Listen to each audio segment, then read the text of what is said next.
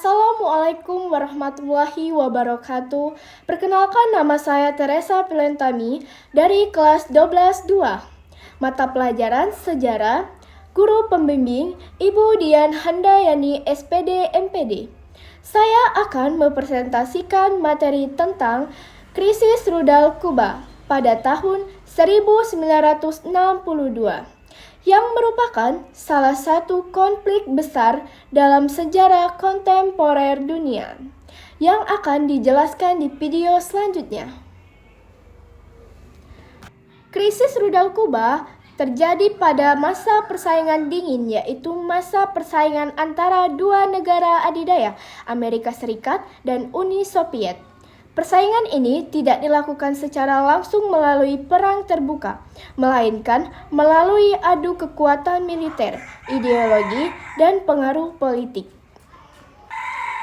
Kuba merupakan negara yang letaknya sangat dekat dengan Amerika Serikat. Setelah Revolusi Kuba, negara ini dipimpin oleh Fidel Castro dan menjalin hubungan dekat dengan Uni Soviet. Uni Soviet kemudian menempatkan rudal nuklir di wilayah Kuba, yang bertujuan untuk melindungi Kuba, sekaligus sebagai ancaman bagi Amerika Serikat. Dalam sejarah masa Perang Dingin, ternyata peradaban manusia nyaris musnah. Hal tersebut dipicu oleh sebuah peristiwa bernama krisis rudal Kuba, yang berlangsung pada tahun 1962. Dua negara adidaya, yaitu Amerika Serikat dan Uni Soviet, siap meluncurkan rudalnya masing-masing guna menghancurkan satu sama lain. Lantas, apa yang memicu terjadinya peristiwa besar tersebut? Kita akan mengetahui jawabannya melalui sejarah krisis rudal Kuba kali ini.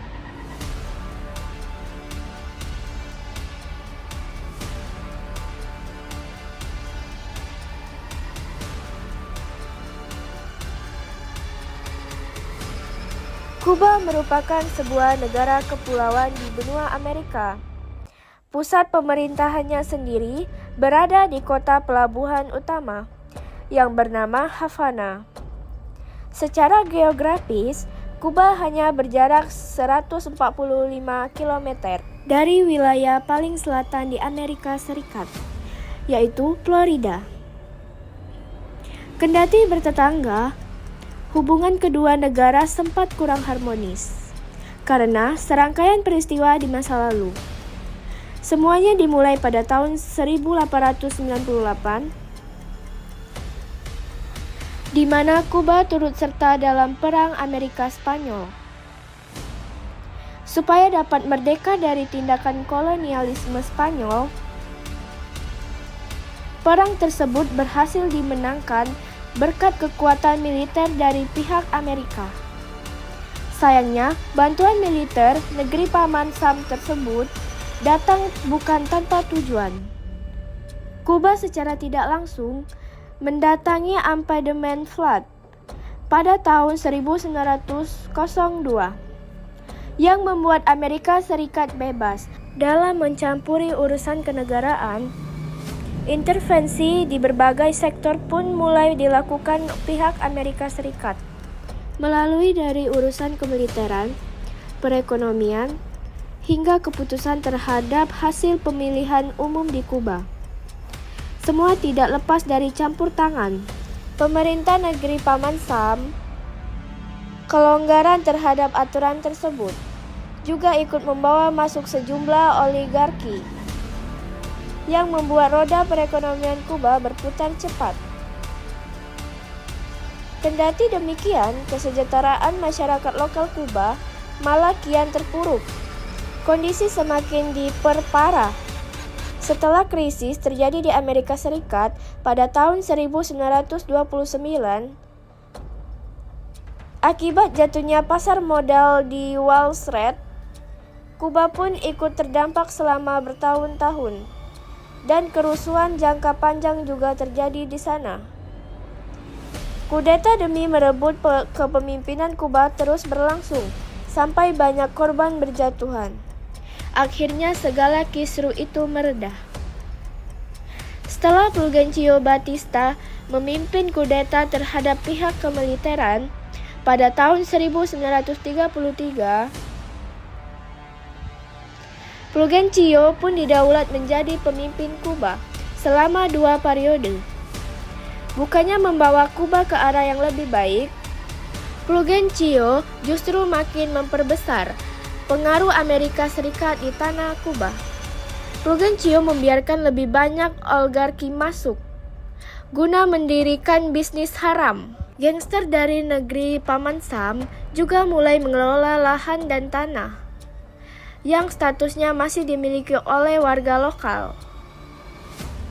Belakangan akhir terkuak bahwa Fulgencio ternyata pro Amerika Serikat. Fulgencio membiarkan para mafia berbisnis di Kuba karena uang panas mereka juga masuk ke dalam kantongnya. Tindakan Fulgencio tersebut lagi-lagi memicu pemberontakan masyarakat Kuba yang sudah berada di titik keputusasaan. Kata revolusi langsung digaungkan sangat keras oleh seorang tuan tanah yang merakyat, yaitu Fidel Alejandro Castro Ruz atau Fidel Castro. Castro pemimpin pemberontakan bersenjata pada bulan Juli 1953. Tak kala Fulgencio membutuhkan bantuan, Amerika Serikat justru menarik dukungan terhadapnya dan beralih mendukung Castro. Akibat hilangnya dukungan bagi Fulgencio, maka pemimpinan Kuba itu pun berhasil dilengsarkan pada tahun 1959.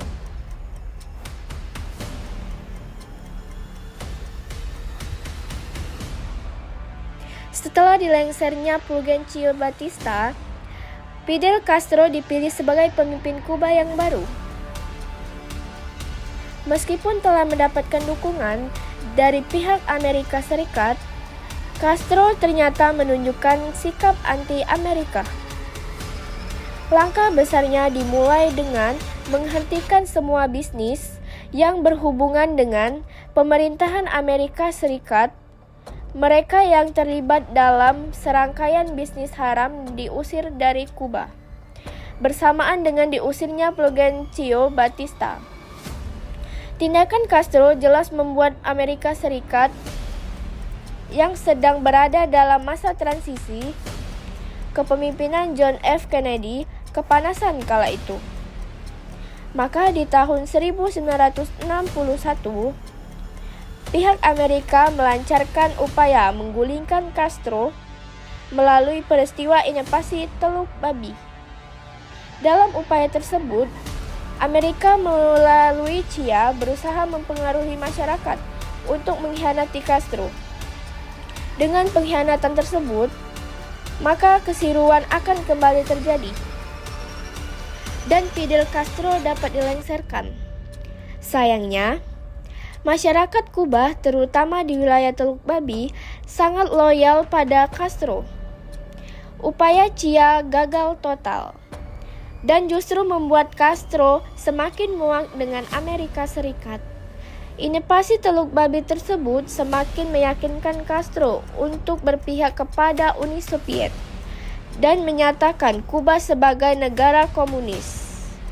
Bergabungnya Kuba sebagai negara komunis membuat negara kepulauan tersebut mendapatkan perlindungan khusus dari negara-negara yang menganut ideologi serupa. Mau tidak mau, Amerika pun mundur dan hanya bisa memantau persekutuan tersebut dari jauh. Hubungan antara Uni Soviet dan Kuba membuat kedua negara mulai menjalani kerjasama militer. Kuba mendapatkan bantuan berupa persenjataan dan juga pasukan yang berasal dari Uni Soviet. Sebagai gantinya, pihak Uni Soviet menampakkan rudal miliknya di berbagai titik wilayah Kuba, mulai dari rudal jarak menengah hingga rudal jarak jauh.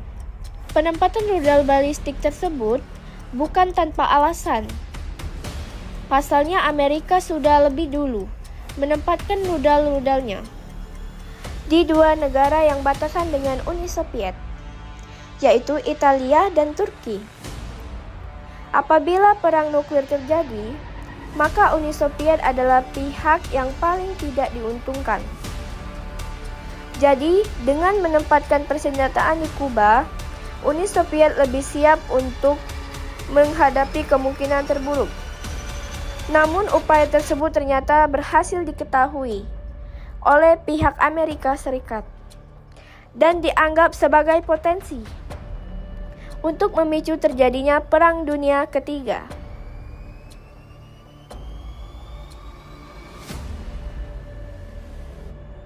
Pada tanggal 14 Oktober 1962, pesawat mata-mata U-2 Amerika Serikat memotret sejumlah rudal balistik di Kuba. Penemuan tersebut membuat pihak Amerika Serikat mulai mengerahkan pasukan siap tempur ke Florida. Tensi semakin memanas tak kalah Presiden John F. Kennedy berpidato di televisi pada tanggal 22 Oktober 1962. Dalam pidato tersebut, Kennedy memberitakan kepada publik bahwasanya wilayah perairan Kuba sudah dikarantinanya oleh pihak Angkatan Laut Amerika Serikat. Tapi faktanya, kapal perang Angkatan Laut yang berkumpul membuat tidak nampak seperti karantina, melainkan sebuah blokade. Berhubung akses perairan ke wilayah Kuba sudah ditutup, maka pihak Uni Soviet bergerak ke arah Kuba menggunakan unit kapal selamnya. Keesokan harinya, John F. Kennedy mengirimkan surat kepada pemimpin Uni Soviet, yaitu Nikita Khrushchev. Kedua pemimpin negara itu pun saling berbalas surat. Dengan fokus pembahasan rudal Uni Soviet di Kuba, Khrushchev berbalasan bahwa penempatan rudal di Kuba semata-mata merupakan langkah defensif. Penyerangan tidak akan dilakukan apabila wilayah Kuba maupun Uni Soviet tidak diserang lebih dahulu. Mengetahui alasan tersebut, John F. Kennedy lantas mengirimkan surat balasan yang berisi pengajuan perundingan damai. Pengajuan damai Kennedy direspon oleh Khrushchev dengan sangat positif pada tanggal 26 Oktober 1962. Melalui surat balasan, Khrushchev menghargai upaya damai tersebut dan bersedia menarik rudal Kuba, asalkan John F. Kennedy juga bersedia menarik rudalnya dari Italia dan Turki. Belum sempatnya surat tersebut dibalaskan, terjadi sebuah insiden yang nyaris memicu perang nuklir pada tanggal 27 Oktober 1962. Pesawat U-2 Amerika Serikat ditembak jatuh ketika terbang di wilayah udara Kuba. Hal tersebut memicu kapal perang Angkatan Laut Amerika menjatuhkan bom ke arah kapal Uni Soviet. Serangan tersebut dianggap para komandan yang berada di geledakan kapal selam sebagai petanda dimulainya perang. Kapal selam Uni Soviet siap meluncurkan nuklir. Apabila izin dari 3 komandan besar diperoleh, beruntungnya ketika 2 izin sudah diberikan, komandan ketiga yaitu Vasily Arkhipov justru menolak. Alhasil, perang nuklir bisa dihindarkan. Dari aksi saling balas serangan pun dihentikan pada tanggal 28 Oktober 1962. Khrushchev mendengarkan kabar bahwa invasi Amerika Serikat ke Kuba akan ditunda dalam waktu yang lama. Kesempatan tersebut digunakan oleh Khrushchev untuk melakukan perundingan damai dengan John F. Kennedy. Di hari yang sama, Nikita Khrushchev menuliskan surat kepada John F. Kennedy yang menyatakan bahwa rudal di wilayah Kuba akan ditarik. Sebagai bentuk penghargaan atas upaya tersebut, maka Kennedy pun juga melakukan langkah serupa dengan menarik rudalnya dari negara Italia dan juga Turki. Perang nuklir pun dapat dicegah, dan kedua pemimpin negara adidaya tersebut dianggap telah berdamai.